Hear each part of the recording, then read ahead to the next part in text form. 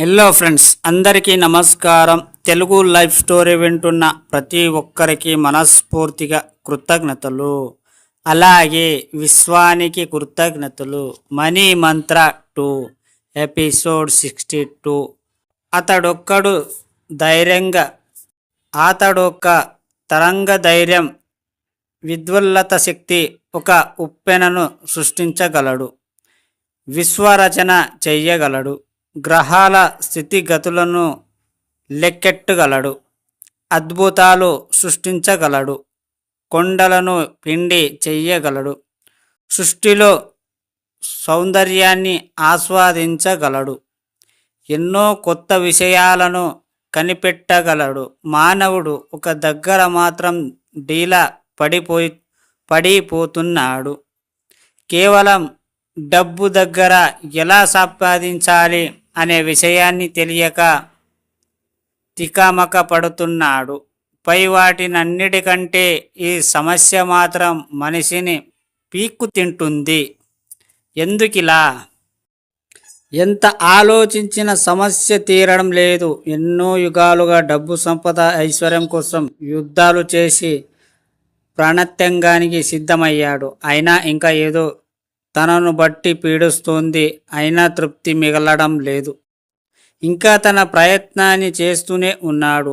ఇవన్నీ తనకు తెలిసి తెలియక ఏదో సాధించాలని తను చేసే ప్రయత్నమే తప్ప నిజమైన సత్యాన్వేషణ మాత్రం ఇప్పటి వరకు తను కొనసాగించలేదు. ఎప్పుడైతే తన కోసం తాను ఒక్కసారి ఆలోచించి ఉంటే అది ఎప్పుడూ సాధ్యమయ్యేది. ఎస్, తనలోకి ప్రవేశించిన వానికి తన ఉనికిని ప్రశ్నించిన మానవుడు ఏమీ సాధించలేడు. ఎప్పుడైతే తాను ఒక అద్భుతమని భావించకుండా బయట అద్భుతాలని కనిపెట్టేవాడు ఒక మహోన్నతమైన జీవితాన్ని చవిచూడలేడు. కావున డబ్బు, సంపద, ఐశ్వర్యం ఒక మహాద్భుతమైన ప్రక్రియ. అది సంపూర్ణంగా పొందినప్పుడు నీలోని ఋషిత్వం బయటకు వస్తుంది. ఇప్పుడు మీలోని సృష్టి జరుగుతుంది. ఈ ప్రపంచంలోని సంపద నీలోని నిబిడీకృతమై ఉంది. దాన్ని మనసారా ఆస్వాదించండి, అనుభవించండి. అర్థమయ్యిందా ఫ్రెండ్స్? అయినా ఇంకా ఏదో తనను తాను పీడిస్తుందని ఒక మూఢ నమ్మకంతో మీ జీవితాన్ని ఒక వృధా చేసుకుంటున్నారు.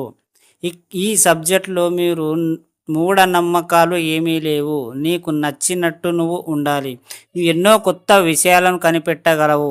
అది నీ వల్ల అవుతుంది. నీవు ఎప్పుడైతే కొత్త విషయాలు కనిపెట్టడం మొదలు పెట్టాలి ఆలోచిస్తావో అప్పుడు నీకు ఒక్కొక్కటి అనుభవం అవుతుంది. ఒక్కొక్కటి నువ్వు ఏదైతే చేయాలి అనుకుంటావో అదే నీ కళ్ళ ముందు ఆలోచన ఉంటుంది. దాన్ని పట్టుకోవాలి, అంతే. అర్థమయ్యిందా ఫ్రెండ్స్? ఈ స్టోరీ విన్న ప్రతి ఒక్కరికి మనస్ఫూర్తిగా థ్యాంక్ యూ సో మచ్.